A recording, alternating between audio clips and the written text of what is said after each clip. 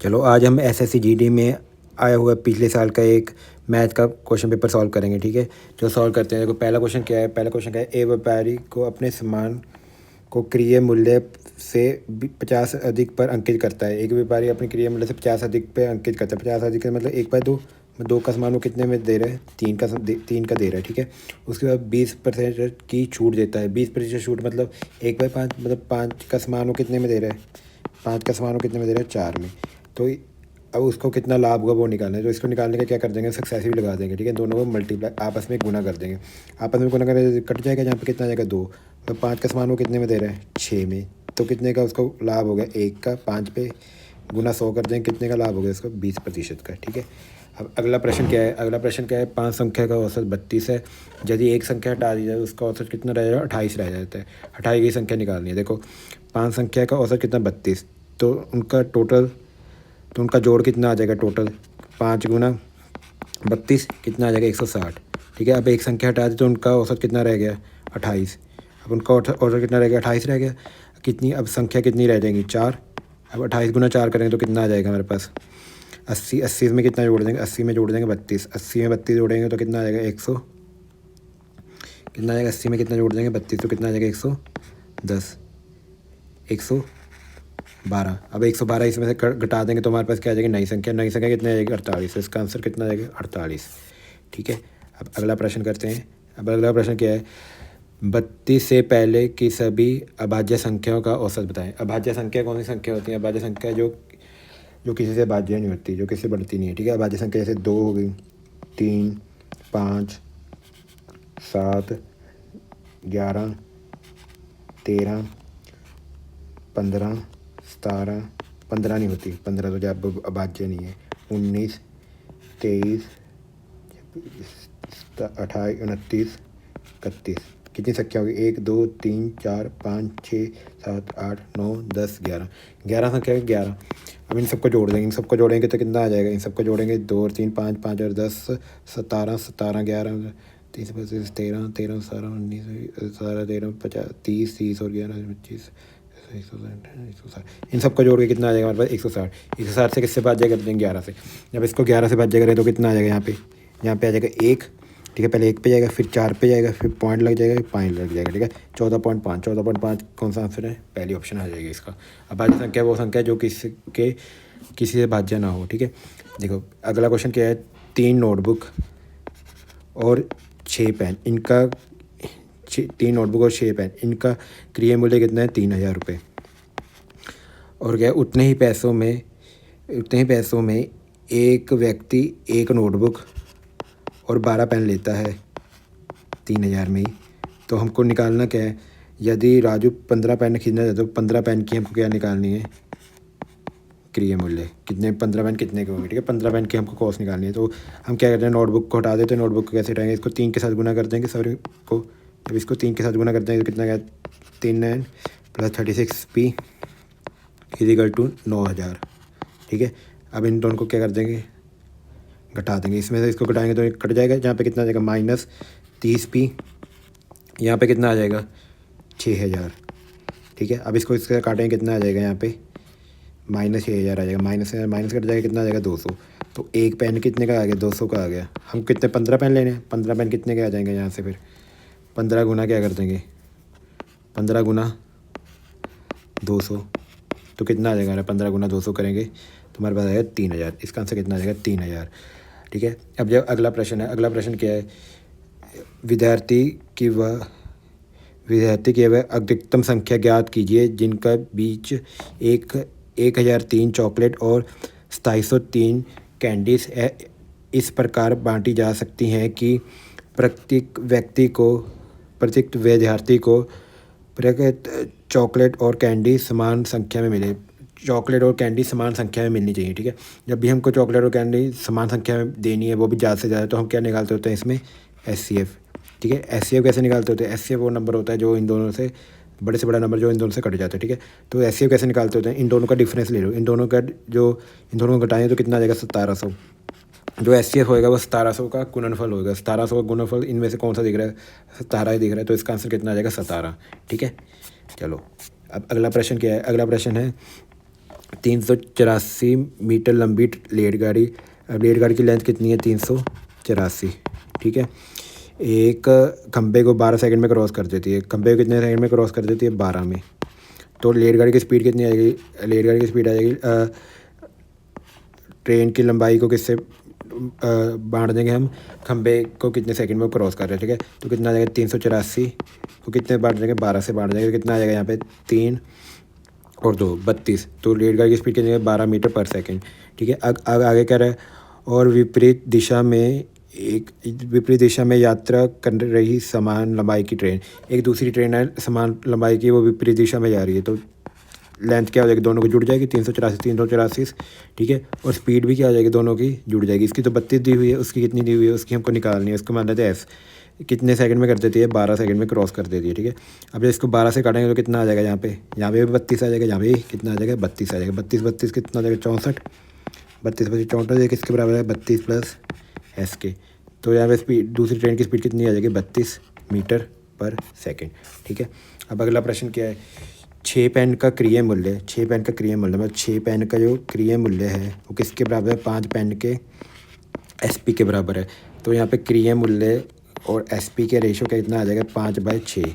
मतलब 5 की चीज़ उसने 6 में बेच दी, तो कितने का फ़ायदा हो गया? 1 का फ़ायदा हो गया। इस पर 5 पे गुना 100 कर दें तो कितना आ जाएगा? इसका आंसर 20% लाभ हो गया, ठीक है। अब अगला प्रश्न क्या है? 70 सेंटीमीटर अदरक की त्रिज्या और 14 सेंटीमीटर ऊंचाई वाले बेलन का वक्र क्षेत्रफल कितना होगा? क्षेत्रफल निकालना। क्षेत्रफल क्या होता है? क्षेत्रफल, वक्र क्षेत्रफल क्या होता है? 2πr/h, ठीक है। अब देखो यहाँ पे क्या आएगा? जो भी आंसर आएगा 11 का मल्टीपल आएगा। 11 का मल्टीपल क्यों आएगा? क्योंकि 22 में क्या होता है? 11। तो 11 का मल्टीपल चेक कर लेंगे हम इसमें, बस सीधा और कुछ नहीं करना। देखो पहले ऑप्शन कहते हैं 6 और 6 12 1, 11 का मल्टीपल है, यस ये है 11 का मल्टीपल। दूसरी ऑप्शन है 5 और 6 3 8 और 8 में 9 काटेंगे, नहीं ये तो नहीं है। अगली ऑप्शन है 6 और 2 8, 8 में 4 काटेंगे, ये भी नहीं है। तो 6 और 3 6 और 5 कितना होता है? 6 और 5 11, 11 में 3 काटेंगे, ये भी नहीं है, ठीक है। तो 11 का गुणनफल निकाल लें। 11 का गुणनफल एक ही ऑप्शन है, उसको टिक लगा देंगे। क्षेत्रफल वाले क्वेश्चन जल्दी करने का यही तरीका था, 11 का गुणनफल देख लो बस, ठीक है। चलो अब आगे देखते हैं। अगला क्वेश्चन क्या है? एक मेज का विक्रय मूल्य 6875 है। यदि लाभ प्रतिशत 25% है तो मेज का क्रिय मूल्य निकालना। क्रिय मूल्य निकालना मतलब 25% लाभ हो रहा है। 25% 1/4, 4 का समान हो कितने में दे रहा है? 5 में, ठीक है। मतलब इधर क्या लिखा हुआ हमारे पास? इधर क्या लिखा हुआ हमारे पास? विक्रय मूल्य। विक्रय मूल्य इसको किसके बराबर रख देंगे? 5 के बराबर रख देंगे। और हमको किसकी वैल्यू निकालनी है? 4 की। अब जब इसको सॉल्व करेंगे तो कितना आ जाएगा हमारे पास? इसको सॉल्व करके देख लेंगे। 5 के टेबल में इसको काटेंगे तो कितना आ जाएगा हमारे पास? हमारा है 5, ठीक है। पीछे से 5, एक ऊपर कैरी 6 7, ठीक है। एक ऊपर कैरी 13, 1375 को 4 से गुना करेंगे कितना आ जाएगा हमारा? 85 5500। इसका कैसे हो जाएगा? 5500। अगला है किसी धनराशि पर 5 वर्षों के लिए प्राप्त साधारण ब्याज। साधारण ब्याज मतलब एस पाई, ठीक है। साधारण ब्याज का मतलब क्या होता है? एस आई मतलब साधारण ब्याज। टाइम कितना है इसमें? 5, ठीक है। और 2/5 है। मैं साधारण ब्याज कितने? 2, ठीक है। किस पे?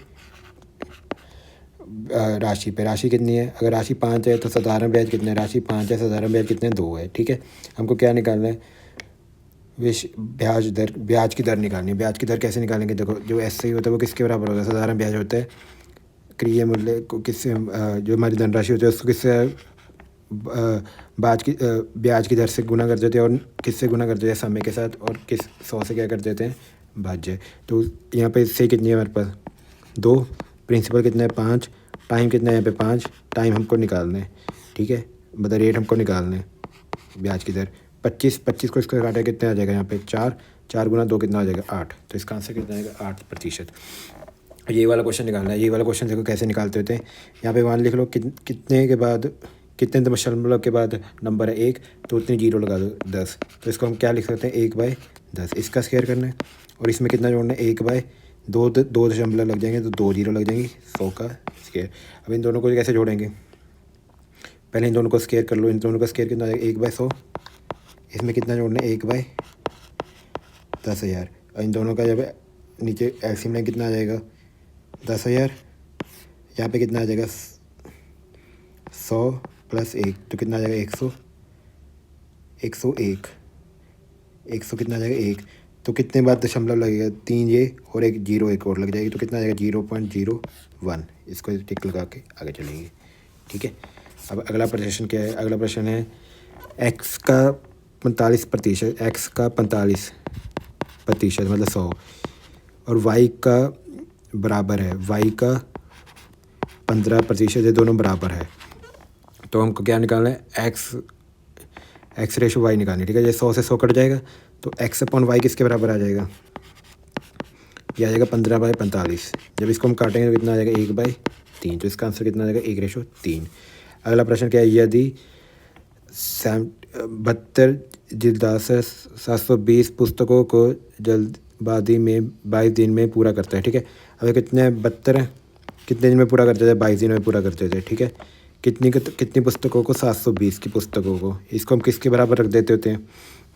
इसका फॉर्मूला कहते हैं MDH होता है ना, MDH/W। ये किसके बराबर हो जाएगा? MDH/W2। ठीक है, ये फॉर्मूला आपने किया होगा। ठीक है, अब यहाँ पे कितने, यहाँ पे हम तो निकाल रहे हैं कितने बंदे हैं, दिन कितने हैं? 12 और यहाँ पे पुस्तकें कितनी है? 660। देखो अब इसको सॉल्व कैसे करेंगे? सॉल्व भी कर सकते हैं। यहाँ पे कितना आ जाएगा? 10 आ जाएगा, ये 0 से 0 कट जाएगी। ठीक है, अब इसको सॉल्व करेंगे तो कितना आ जाएगा? 22 गुना 66, नीचे बटे में कितना आ जाएगा? 12, कितना आ जाएगा? 11, नीचे कितना आ जाएगा हमारे पास? 11 6 को इससे काटें 11 का स्क्वायर 121। ठीक है, इस क्वेश्चन को इतना करने की जरूरत नहीं है, हम 11 का मल्टीपल भी चेक कर सकते हैं। ये 22 आ गया ना, 22 मतलब 11 का गुणनफल आएगा। 11 का गुणनफल एक ही ऑप्शन से, उसको टिक लगा सकते थे। ठीक है, अब अगला प्रश्न क्या है? एक वस्तु का अंकित मूल्य क्रिय मूल्य 7% अधिक है। 7% अधिक है। ठीक है, 7% कितना अधिक है अंकित मूल्य क्रिय मूल्य से? यदि उस वस्तु पर 20% की छूट है तो लाभ निकालना है। ठीक है, अब वैसे निकाल लेंगे, हमने पहला क्वेश्चन भी किया था। इसका 60% मतलब 3/5 में 5 60, देखो 60/100 करेंगे तो 3/5 आ जाएगा ना डिवाइड करके, तो कितना आ जाएगा? 5/8। ठीक है, अब इसको 20% की क्या दी? छूट दी। 20% छूट मतलब 1/5 के 20/100 करेंगे तो 1/5 आ जाएगा ना। 5 का समान कितने में दे दिया उसने? 4 में। तो इसको हम क्या कर देंगे? गुना कर देंगे तो कितना आ जाएगा? 25 का समान कितने में दे दिया? 32 में। तो कितने का उसको लाभ हो गया? 7 का लाभ हो गया। 25 पे गुना किससे आ रहा है? 100 के साथ करते हैं तो कितना आ जाएगा यहाँ पे? 28% का क्या आ गया? उसको लाभ हो गया। ठीक है, अब अगला क्वेश्चन क्या है? किसी संख्या 20%, किसी संख्या का 20%, जो संख्या मान लेते हैं x, उसका 20% का 25% 250 के बराबर है। किसके बराबर है? 250 के बराबर है। ठीक है, 250 के बराबर है। इसको हम काटेंगे तो कितना आ जाएगा? यहाँ पे 10 आ जाएगा, 0 के साथ 0 कट जाएगी, तो कितना आ जाएगा यहाँ पे? 50। तो x की वैल्यू कितनी आ जाएगी? 5000। ठीक है, अब 5000 का क्या करना है? 35% निकालना है। 35% निकालेंगे तो कितना आ जाएगा? 35%। 5000 को किससे गुना करते हैं? 35/100 के साथ, तो कितना आएगा? 7/20। अब इसको जब काटेंगे तो कितना आ जाएगा? 250। 250 गुना 7 कितना होता है? इसको हम काटेंगे तो 250, इसको फिर आगे काटेंगे तो कितना आ जाएगा? 125। 125 गुना 7 कितना होता है? 1750। ठीक है, अब अगला प्रश्न क्या है? 900 रुपये 80% वर्षीय दर पर चक्रवृद्धि ब्याज अधिक अर्धवर्षीय मतलब आधा, मतलब 40% लगेगा। 40% लगेगा ब्याज। ठीक है, 40% हमको 2 बार लगेगा 12 महीनों में, 6 महीनों के दो बार लग जाएगा 6 महीनों में। ठीक है, 40 का। तो 40% का मतलब क्या होता है? 40% का 40/100 कितना होता है? ये होता है 2/5। ठीक है, मतलब 5 का जो है उस पर कितना ब्याज लगे? 2, तो कितने का हो जाएगा अब? 7 का। ठीक है, अब एक बार और लगेगा, 2 बार लगे तो 5 का, फिर कितना हो जाएगा? 7 का। मतलब अगर हमने 25 रुपये डाले थे बैंक में तो हमारे पास अब कितने हो गए हैं? 49। ठीक है, हमको निकालना क्या है? हमको निकालना है चक्रवृद्धि ब्याज। देखो चक्रवृद्धि ब्याज कितना मिला? इसको इन दोनों को क्या कर देंगे?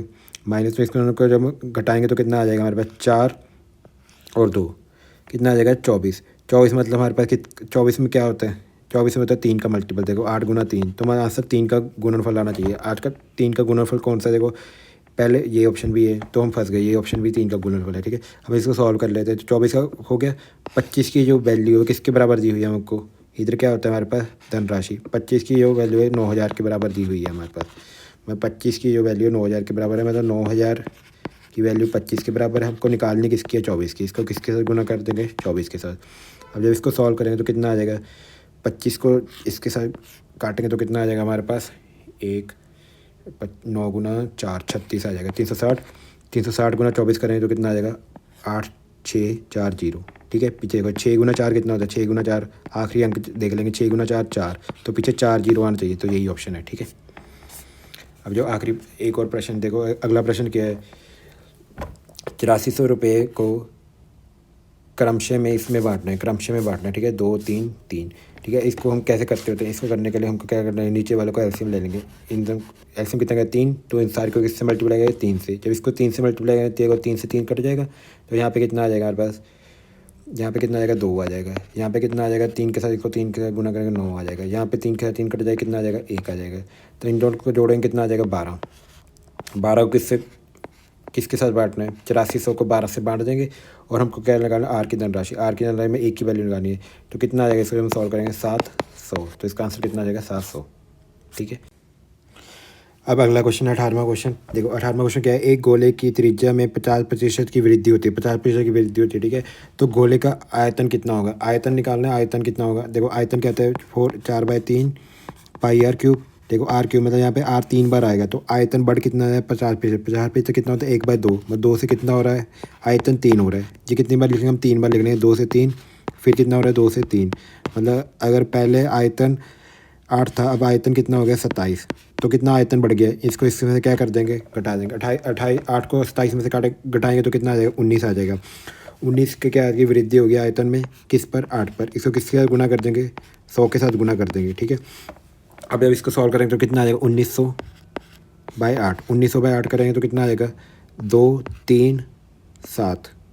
ठीक है, यही आंसर है 236.5, तो कितना आ जाएगा 236.5। ठीक है, अब अगला प्रश्न क्या है, दो संख्या का गुणनफल 720 है। देखो दो संख्या मान लेते हैं x1 है, एक संख्या दूसरी संख्या x2 है, इनका गुणनफल कितना है 720 और उनका महत्तम स्वर्त पर 4 है, मतलब उनका एचसीएफ कितना है, उनका एचसीएफ है 4।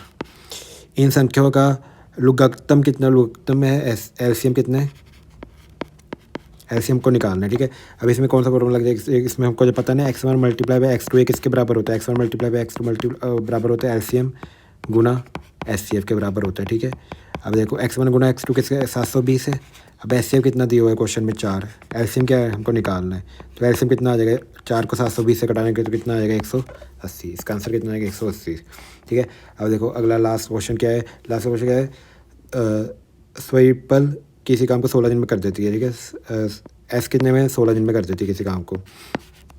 ठीक है, अगर रेवटी के साथ मिले, अगर इसमें आर मिल जाए, आर प्लस एस हो जाए, दोनों मिलकर उसी काम को कितने दिन में कर देती है, 128/17 दिन में, 128/17 दिन में। तो क्वेश्चन में क्या पूछा, अकेले रेवटी कितने दिन में कर देगी, अकेले आर कितने दिन में काम पूरा कर देगी। तो क्या करेंगे, सबसे पहले इन दोनों का क्या ले लेंगे, एलसीएम लघुगत्तम ले लेंगे, कितना आ जाएगा 128। तो इसका जो ऊपर लेकर एलसीएम लेते होते जब भी अपॉन में आ जाए, ऊपर लेकर एलसीएम नीचे लेकर एचसीएफ। ठीक है, तो 17 और 1 का एलसीएम, तो 17 ही आ जाएगा, 16 और 128 का कितना आ जाएगा 128, तो इसका एलसीएम कितना आ जाएगा 128।